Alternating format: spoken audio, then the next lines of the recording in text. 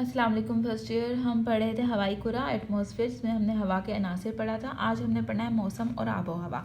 मौसम क्या है? 24 आप लोग अक्सर कहते हैं मौसम गर्म हो रहा है, मौसम ठंडा हो रहा है, तो इससे हमें पता चलता है कि मौसम के आप क्या करते हैं, महसूस करते हैं।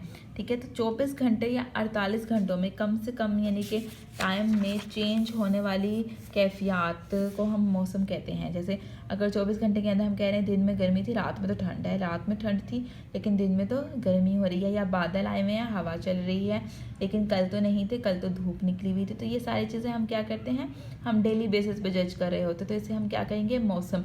जो कि डेली बेसिस में शॉर्ट टाइम पीरियड के लिए चेंजेस आती हैं, उसे हम मौसम कहते हैं। जैसे बारिश है, धुंध है, तेज़ हवाओं का चलना है, मतलब अबर आलूद धूप निकलना, ठीक है, ये सारी चीज़ें जो हैं वो मौसम में आती हैं। अब मौसम हर जगह पर एक जैसा नहीं होता, ना ही हर वक्त एक जैसा होता है। इसमें चेंजेस और लगातार रद्दोबदल तब्दीली आती रहती है। ठीक है, तो हर घंटे हर मिनट ये चेंज हो रहा होता है। तो अगर हम ये कहें कि एक एतवार को मौसम एक, अगर ऐसा था कि क्रिकेट खेल रहे थे तो दूसरे एतवार को बारिश भी हो सकती है। तो इस तरह से हमें पता चलता है कि वस्ती मौसम गर्मा में पाला नहीं पड़ेगा, और जनवरी के महीने में हम गर्मी शिद्दत से शिद्दत महसूस करते हैं। यानी कि अब हम ये डेली बेसिस की तो बात कर रहे हैं, लेकिन समटाइम्स हम क्या करते हैं, हम ये जो है हम ये प्रिडिक्ट कर देते हैं। देखिए अब अच्छा मौसम एक हफ्ते से मुसलसल धूप निकल रही है, तो फिर बादल हो जाएंगे और बारिश आना शुरू हो जाएंगी, या हब्स हो रही है तो बारिश हो जाएगी। ठीक है, या जनवरी के महीने में बारिशें होती हैं और फिर जुलाई के महीने में बारिशें होती हैं। तो इस तरह से इसको क्या कहेंगे कि हमारा मौसम चेंज हो रहा है। लेकिन अब आबो हवा क्या होती है? मौसम तो हमने बता दिया कि शॉर्ट टाइम पीरियड के लिए होता है, डेली बेसिस पे चेंज होता है। आबो हवा क्या होगी? जब हम डेली का मौसम रिकॉर्ड करेंगे और साल यानी तकरीबन 35 साल का अरसा इसका कहा जाता है। 35 साल तक एक लंबे अरसे तक मौसमी कैफियत एक जैसी रहेंगी, तो उसे हम उसको आबो हवा कहेंगे। यानी लॉन्ग टर्म टाइम पीरियड के लिए ये मौसम की जो चेंजेस होती हैं, ये मौसम होता है रहता है एक जगह पर। एक साल में भी वैसा था, दूसरे साल में भी वैसा हुआ, तीसरे साल में भी वैसा होगा, तो हम उसे उसकी वहाँ जगह की आबो हवा कंसीडर करेंगे। ठीक है, तो ये हो गया हमारा मौसम और आबो हवा। ठीक है, अब मौसम और आबो हवा में क्या चीज़ होती है, मेजर करते हैं कि मौसम बनता है और आबो हवा होता है, तो इसके अनासिर कुछ एलिमेंट्स होते हैं जिनमें 3 एलिमेंट्स बहुत इंपॉर्टेंट है। पहला है हरारत यानी टेम्परेचर, दूसरा है हवा का दबाव, तीसरा है मरतूबियत। पहला जो हरारत है, ठीक है, कि हवा के गर्म और ठंडा होने का हरारत का होना, यानी कि अगर मौसम ठंडा है, ठीक है, धूप नहीं निकली हुई और हम कह रहे हैं कि मौसम बहुत ठंडा है, तो वो क्या है, हम महसूस कर रहे हैं टेम्परेचर को। अगर मौसम गर्म है तो हमें गर्मी लगती है, तो हम क्या कहेंगे, मौसम गर्म है। तो हरारत का सबसे बड़ा जो हमारे पास मंबा है वो सूरज है।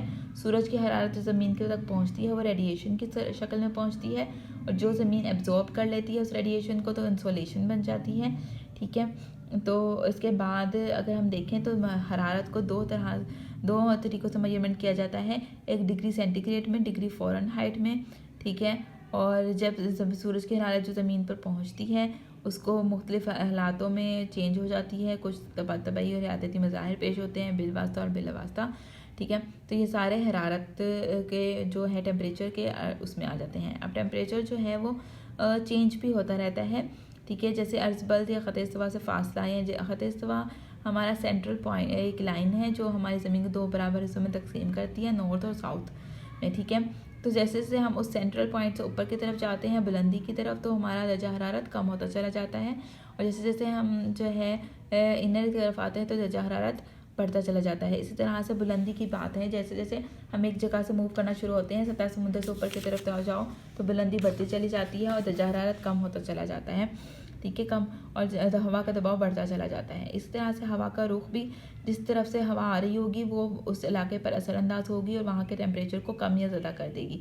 अगर गर्म इलाकों से आ रही होगी तो टेम्परेचर को बढ़ा देगी, और अगर सर्द इलाकों से आएगी तो टेम्परेचर को कम कर देगी। बहरी रुहें भी सेम यही काम करती हैं। फिर समुद्र के फासला भी एक पता चलता है कि ये भी एक एक वाज़ह तौर पर असर डालता है किसी इलाके के टेम्परेचर का चेंज होने में, ठीक है।